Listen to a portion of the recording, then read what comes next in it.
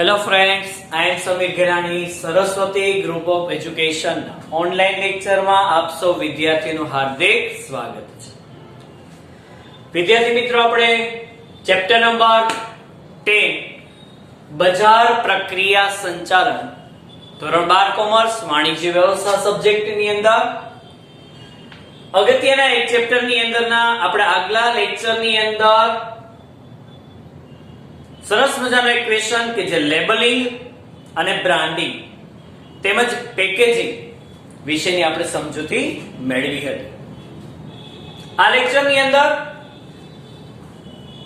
વ્યક્તિગત વેચાણ વિશેની આપણે સમજૂતી મેળવવાની છે અને સેકન્ડ ક્વેશ્ચન છે સારા વેચાણકર્તાની લાક્ષણિકતા.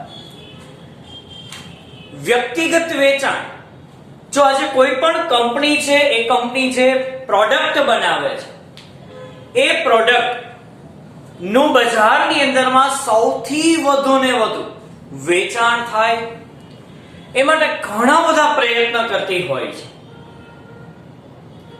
એમાં એક સૌથી વધુ અગત્યનું માધ્યમ હોય તો જાહેરાત, એડવર્ટાઇઝમેન્ટ. કંપની તમે જુઓ છો કે ટીવી ની અંદર ઘણી બધી પ્રકારની જે પ્રોડક્ટ જે કહે છે, એ પ્રોડક્ટની અલગ અલગ પ્રકારની એડવર્ટાઇઝ આવતી હોય છે. હવે આ એડવર્ટાઇઝ કરવાની પાછળનો મુખ્ય હેતુ શું? તો કે ઉત્પાદક દ્વારા જે ઉત્પાદિત થતી જે વસ્તુ છે એમના વિશેની સંપૂર્ણ માહિતી ગ્રાહક સુધી પહોંચાડવા. તેના માટે એક માધ્યમ ટીવી, કે જે ટીવી ના માધ્યમથી એ તમારા સુધી, ઘર સુધી એની પ્રોડક્ટ વિશેની સંપૂર્ણ માહિતી આપે છે. તો શું આ માધ્યમ સૌથી શ્રેષ્ઠ માધ્યમ છે કે જેનાથી સૌથી વધુ ને વધુ વેચાણ થશે? તો કે ના મિત્રો. શું કામ? કારણ કે ઘણી વખત કંપની જે છે એ એડવર્ટાઇઝ આપતી હોય છે, પોતાની પ્રોડક્ટની એડવર્ટાઇઝ આપતી હોય છે, ત્યારે એવું તો થોડું છે કે દેશની ટોટલી જનતા જે કહે છે, 1 અબજ જનતા છે એ જ એડવર્ટાઇઝ જોતી હોય. તો ઘણી વખત જે ઉત્પાદક દ્વારા ઉત્પાદિત થતી વસ્તુની માહિતી ગ્રાહક સુધી પહોંચતી નથી અને વસ્તુનું વેચાણ ઓછું થતું હોય છે. આવા સંજોગોની અંદર કંપની ના જે બજાર સંચાલકો હોય છે, એ બજાર સંચાલકનું કામ શું છે? તો કે વધુ ને વધુ આપણી પ્રોડક્ટ ગ્રાહક સુધી જાય એના માટે એક માધ્યમ એટલે કે એક પ્રથા અપનાવે છે, વ્યક્તિગત વેચાણ. વ્યક્તિગત વેચાણ શું છે? તો વ્યક્તિગત વેચાણની અંદરમાં કોઈ પણ કંપની પોતાની પેદાશની જાણકારી ગ્રાહક સુધી પહોંચાડવા માટે માત્ર ને માત્ર જાહેરાત દ્વારા જ એની વસ્તુ પહોંચાડે જરૂરી નથી, કારણ કે એના દ્વારા જોઈએ એવી આપણી અસર ઊભી નથી થતી. આપણે એવું વિચાર્યું હતું કે ગ્રાહક સુધી માહિતી પહોંચશે ને ગ્રાહકો આપણી વસ્તુ ખરીદશે જ, પણ આ અસર જાહેરાતના માધ્યમથી કદાચ ઊભી ન પણ થાય. આવા સંજોગોની અંદરમાં શું કરવું? તો કે આવા સંજોગોની અંદરમાં બજાર સંચાલકો વ્યક્તિગત વેચાણ ઉપર આધાર રાખે છે. બજાર સંચાલકો વિચારે છે કે મારે કોઈ ના કોઈ સ્વરૂપે ગ્રાહક સુધી વસ્તુ પહોંચાડવી છે, તો એક વિકલ્પ વિચારે છે વ્યક્તિગત વેચાણ. હવે આ વ્યક્તિગત વેચાણ કેવી રીતે કરી શકાય છે? તો કે આ વ્યક્તિગત વેચાણ કરવા માટે માણસોની રિક્વાયરમેન્ટ પડશે, જેને આપણે સેલ્સમેન કહીએ છીએ, જે તમારી વસ્તુનું વેચાણ કરી આપે છે.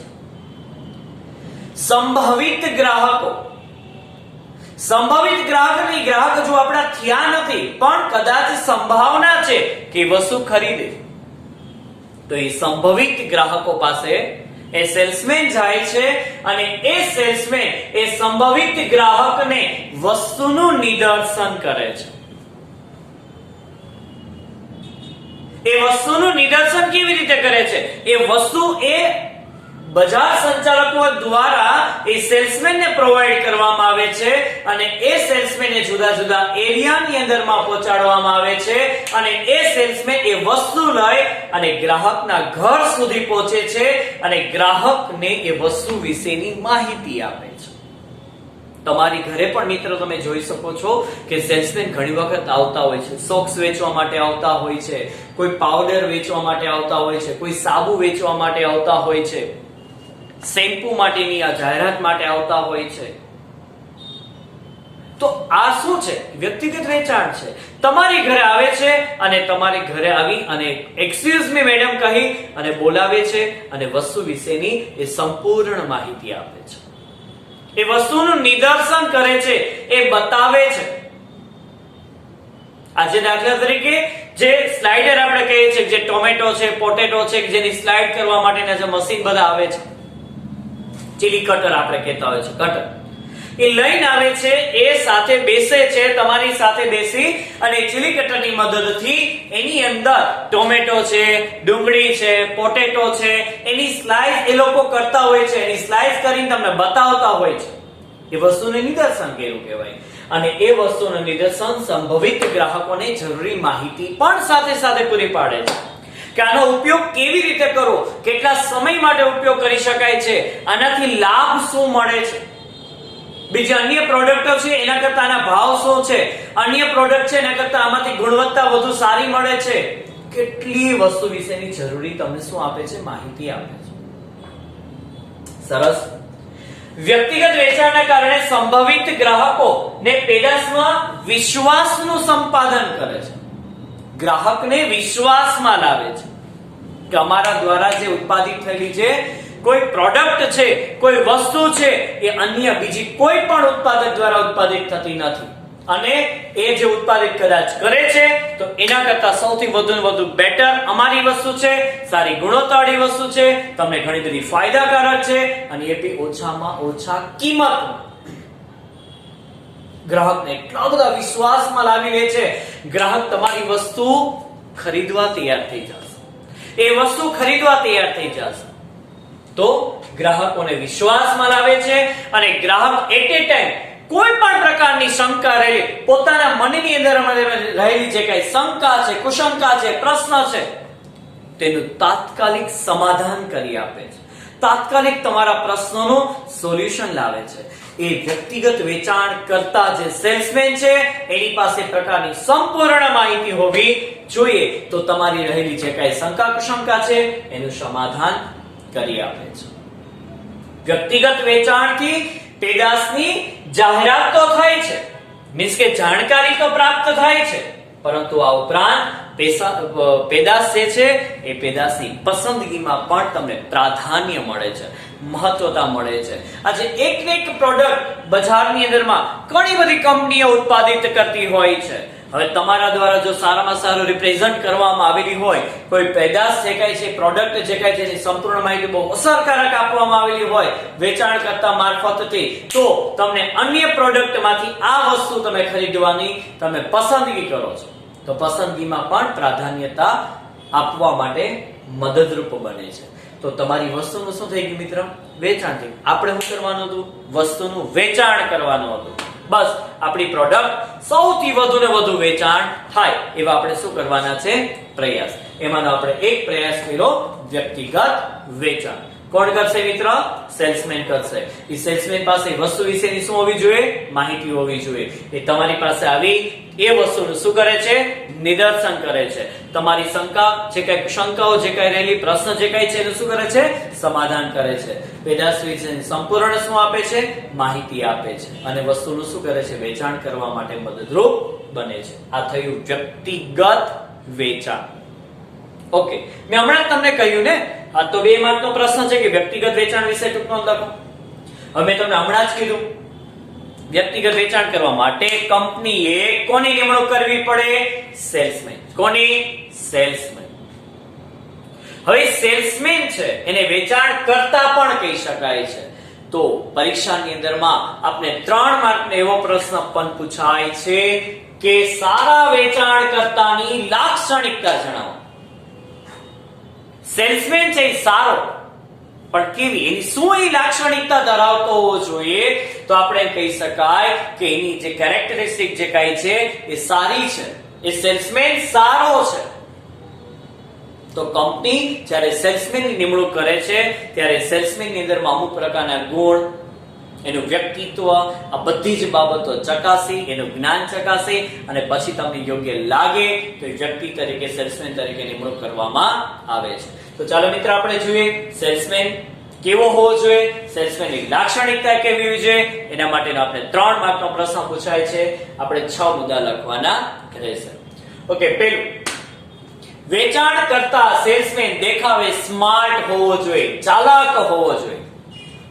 સ્માર્ટ, હેન્ડસમ તો ખરા, દેખાવે, લુક, પર્સનાલિટી તો સારી હોવી જોઈએ, પણ એક સ્માર્ટ, તમારી વાચાળ, તમારી બોલવાની જે છટા છે એ છટા ઉપરથી જ ખબર પડવી જોઈએ કે આ સેલ્સમેન ની અંદરમાં કંઈક તાકાત છે, આ સેલ્સમેન સ્માર્ટ છે.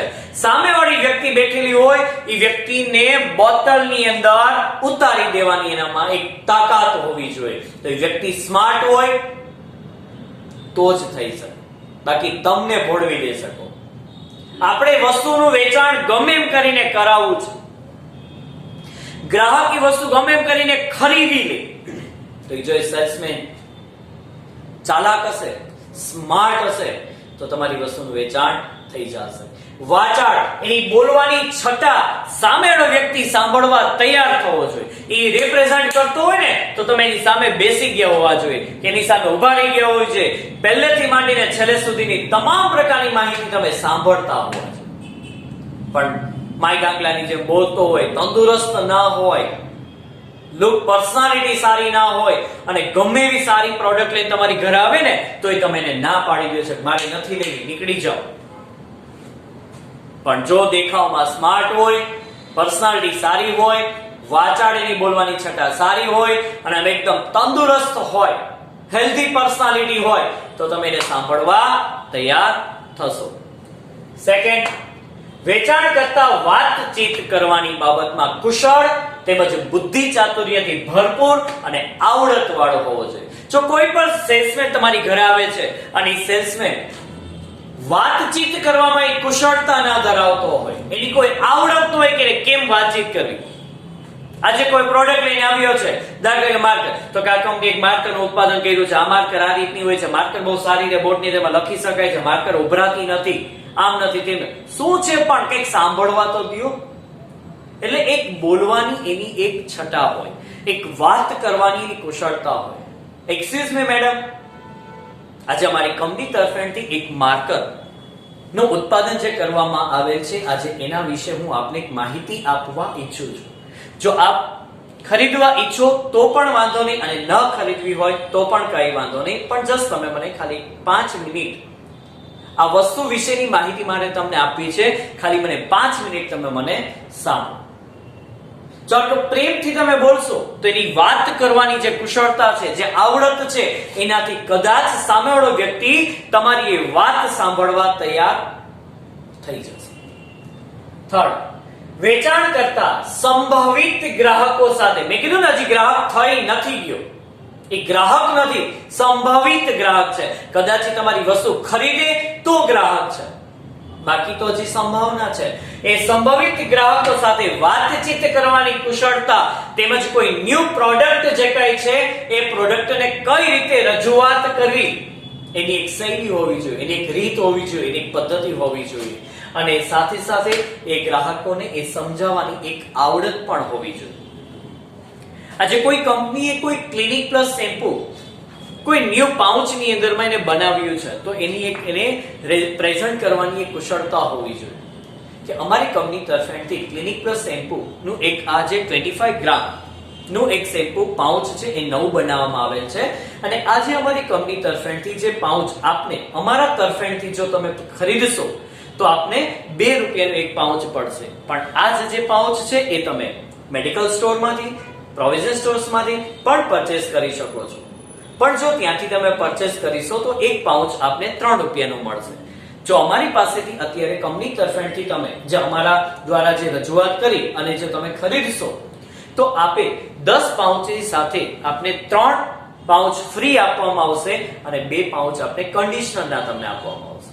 તો એક સારી રીતે એને પ્રેઝન્ટ કરવાનું છે, એને કેમ બોલવું, ગ્રાહક સાથે કઈ રીતે ઊભું રહેવું, એને કઈ રીતે ટોક કરવી એની સાથે, એના વિશેની એને સંપૂર્ણ એક ટ્રેનિંગ આપવામાં આવે છે, એક તાલીમ આપવામાં આવે અને વ્યક્તિ એ તાલીમમાંથી પસાર થાય અને પછી જ એ વ્યક્તિને વ્યક્તિગત વેચાણ કરવા માટે એક સેલ્સમેન તરીકેની કામગીરી સોંપવામાં આવે છે. પેદાશને પ્રેઝન્ટ કરવાની એની પાસેની એક સારી શૈલી હોવી જોઈએ, પદ્ધતિ હોવી જોઈએ. વેચાણ કરતા પ્રામાણિકતા ધરાવતો હોવો જોઈએ, સારો ચારિત્રતા વાળો હોવો જોઈએ. એનું કારણ છે સેલ્સમેન ગર્લ બી હોઈ શકે, સેલ્સમેન બોય બી હોઈ શકે. હવે દાખલા તરીકે રેસિડેન્ટ એરિયા છે તો રેસિડેન્ટ એરિયાની અંદરમાં સૌથી વધુ ને વધુ લેડીઝ વર્ગ વધારે હોય છે. હવે માની લો કે સેલ્સમેન તરીકે કોઈ બોયને મોકલવામાં આવેલો હોય. હવે બોય ચારિત્રવાળો ન હોય તો, એ બોયની નજર ખરાબ હોય તો, લેડીઝ હોય છે, ગર્લ હોય છે, હવે એમના ઉપર એની નજર ખરાબ પડે છે, એમના પોતાના નંબર્સ આપતો હોય છે તો કંપનીની એક છાપ ખરાબ ઊભી થાય છે. ચારિત્રવાન ધરાવતો હોવો જોઈએ અને સાથે સાથે એ પોતે પ્રામાણિકતા ધરાવતો હોવો જોઈએ, કંપની પ્રત્યે પ્રામાણિકતા ધરાવતો હોવો જોઈએ. કારણ કે એ પોતાના કામ પ્રત્યે એક ગંભીર અને નિયમિત પણ સાથે હોવો જોઈએ. પોતાને જે કામ સોંપેલું છે એ કામની અંદરમાં નિયમિતતા ધરાવતો હોવો જોઈએ અને કામ સંપૂર્ણ ગંભીરતાપૂર્વકથી એ લેતો હોવો જોઈએ. કારણ કે એ કંપનીનો એક પ્રતિનિધિ છે, એ કંપનીનો જે એક માણસ છે, એને કંપનીની એક છાપ ઊભી કરવાની છે, કંપનીની પ્રોડક્ટ વેચવાની છે, એટલે એ ગંભીર અને સાથે નિયમિતતા ધરાવતો હોવો જોઈએ. વેચાણ કરતા એ એકમનો જે પ્રતિનિધિ છે એટલા જ માટે તે નમ્ર અને વિવેકપણું ધરાવતો હોવો જોઈએ. વેચાણ કરતાની વર્તણૂકના જ આધારે કંપનીની એક શું ઊભી થાય છે, છાપ ઊભી થાય છે, એક સારી છાપ ઊભી થાય છે. કારણ કે આખી કંપનીની સંસ્કૃતિને એ પ્રેઝન્ટ કરતો હોય છે. જ્યારે કોઈ પણ સેલ્સમેન કોઈ પ્રોડક્ટને વેચાણ કરવા માટે જાય છે ત્યારે એ સેલ્સમેનને એના ટ્રેનિંગ માત્ર ને માત્ર પ્રોડક્ટની જ નથી આપેલી, પણ કંપનીની સંસ્કૃતિ વિશેની પણ એને માહિતી આપેલી છે. કંપનીની એક ઇમેજ ઊભી જે કરેલી છે, છાપ જે ઊભી કરેલી છે, એ કંપનીની માહિતીઓ પણ એમની પાસે હોય. એ કંપનીને રિપ્રેઝન્ટ કરે છે. કોણ? તો કે સેલ્સમેન. તો એ વર્તણૂકની બાબતમાં, વ્યવહારની બાબતમાં, કારણ કે એને ઘણી બધી પબ્લિક સાથે મળવાનું છે, તો એક વ્યવહાર એનો એવો સારો હોવો જોઈએ, નમ્ર હોવો જોઈએ, વિવેકી હોવો જોઈએ, માન સન્માન આપતો હોવો જોઈએ. કારણ કે ઘણી વખત ઘણા બધા ગ્રાહકો પણ એવા હોય છે કે જે એ સેલ્સમેનને ગાળો દઈ દેતા હોય છે, ગમે તેવો શબ્દ કહી દેતા હોય, હાલે ભાઈ અમારે વસ્તુ નથી લેવી, અત્યારમાં શું ધોઈડા આવો છો, 2 વાગે 3 વાગે ભાન નથી પડતી. તો એવા સમયગાળા દરમિયાન પણ એ વિવેક અને નમ્રતાપૂર્વક એને વ્યવહાર, કોઈ કાંઈ વાંધો નહીં મેડમ, તમારે કોઈ વસ્તુ ના ખરીદવી હોય તો પણ કાંઈ વાંધો નહીં, સોરી, એમ કરી ત્યાં નીકળી જવાનું છે. પણ સામે તમારે એને એના જેવું નથી થવાનું. ઘણા બધા શબ્દ કહેતા હોય છે, ઘણી બધી વ્યક્તિ કહેતા હોય છે, પણ આપણે એને સામે શબ્દ એકદમ વિવેકપૂર્ણ હોવો જોઈએ, શાંતિપૂર્વકનો હોવો જોઈએ. કારણ કે કંપનીની ઈ છાપ ઊભી કરે છે. આદર્શ વેચાણ કરતા એ સતત ઉત્સાહી હોવો જોઈએ, એક નિયમથી બંધાયેલો હોવો જોઈએ અને વધુ પડતો એક મહત્વાકાંક્ષી હોવો જોઈએ. આજે એક ટાર્ગેટ આપેલો હોય કે આજે તમારે 50 વસ્તુ વેચવાની છે, તો એને મહત્વાકાંક્ષી એક એનો જે ટાર્ગેટ છે ને હોવો જોઈએ, મારે 50 નહીં પણ મારે જે કંપનીની 100 વસ્તુ વેચાણ કરવી છે. કારણ કે કંપનીની આજે 50 પ્રોડક્ટ વેચવાની જગ્યાએ 100 વસ્તુનું વેચાણ કરશે ને તો એ સેલ્સમેનને પણ એક મોટિવેટ કરવામાં આવે છે. એ સેલ્સમેનને પણ પોતાનું એક પ્રભુત્વ વધે છે, એની એક મહત્વતા પણ વધે છે. કદાચ એવું પણ બની શકે ખરા કે ભવિષ્યની અંદરમાં એ સેલ્સમેનનો હેડ બની શકે, એની નીચે ઘણા બધા સેલ્સમેન કામ કરતા હોય.